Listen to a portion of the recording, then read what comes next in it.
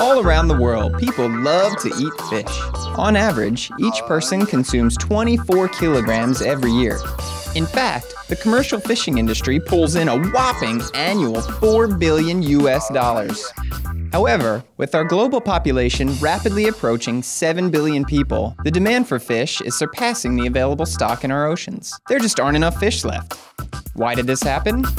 Most researchers believe that this is due to changing environmental conditions and the overfishing of the oceans. Some countries say that whales are eating all the fish. Well, after all, they are pretty big animals. A lot bigger than humans. So, wait a minute. Most of the targeted whales don't even typically eat fish. They eat krill, don't they? Not according to Japanese whaling advocates, who, by the way, claim it is necessary to kill whales in order to study them. These scientific whalers claim they found fish in whale stomachs. Therefore, they must be eating all the fish. Most scientists believe this evidence is highly inconclusive, and a much larger ecological study should be conducted without killing whales, so that we can find out what is really happening to the fish and what actions we must take. Scientists believe that whales are an important part of the ocean ecology, and even if they do have an impact on fish stocks, aren't their populations very low? Studies would say yes, that whale populations are much lower than they were before commercial whaling. However, if you listen to the scientific whalers, you'd believe that whales are reproducing rapidly and their populations are growing at alarming rates. Researchers say that is unlikely, when the gestation period for pregnant whales is 10 to 13 months, depending on the species, and some only give birth every 2 or 3 years. Despite scientific evidence which shows that whales cannot be eating all the fish, advocates for whaling believe we should kill large numbers of whales to protect the fisheries. Now, why would people come to the idea that we should kill whales because they are eating all the fish? Let's take a look at the history of whales and fish. A long time ago in the oceans existed whales and fish.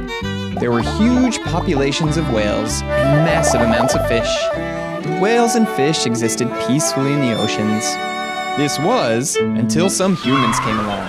The humans started taking the fish and began killing the whales. This went on for a long period of time, where more and more humans took more fish and killed more whales. The humans made a lot of money, so they kept doing this, until most of the whales were gone. Then the demand for whale oil decreased, and along came the IWC, or International Whaling Commission, who put a stop to commercial whaling in most countries. This allowed the whales to slowly recover. However, more and more humans kept taking more and more fish, until there were hardly any fish left, and only little ones at that. This upset the humans. Hey, where did all the fish go? The whalers saw an opportunity. The whales are eating all of them. But what can we do about that? Kill the whales. Kill the whales! Kill the whales! So they started killing the whales to protect the fish.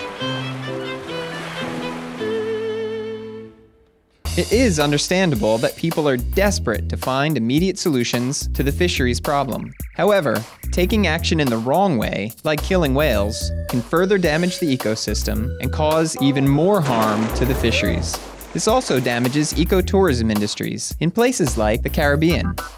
Killing of whales is not the answer to the problem, and is not the right way to study these animals.